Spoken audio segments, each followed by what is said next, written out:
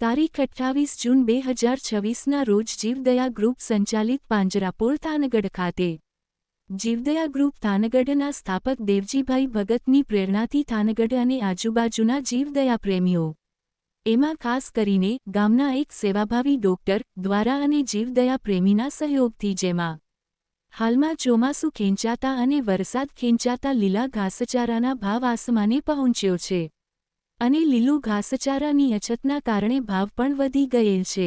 હાલની પરિસ્થિતિ એ મળવું બહુ જ અઘરું હોય છે. એક મણના ભાવ 70-80 રૂપિયા હતા, તેના અત્યારે હાલમાં 130-140ની વચ્ચે થઈ ગયેલ છે. માનવસેવા એ જ પ્રભુ સેવા. જીવ માત્ર દયાને પાત્ર જેવી અનેક પ્રવૃત્તિઓ કરીને જીવદયા ગ્રુપ થાનગઢ તરફથી 28 જૂન 26ના રોજ 111 મણ જુવાર, લીલી જાર થાનગઢ પાંજરાપોળમાં આશરો લેતા અબોલ પ્રાણીઓ માટે મોકલવામાં આવેલ છે. થાનગઢના વેપારી અને થાનગઢની જીવદયા પ્રેમીઓના સંયોગથી વિતરણ કરવામાં આવે છે.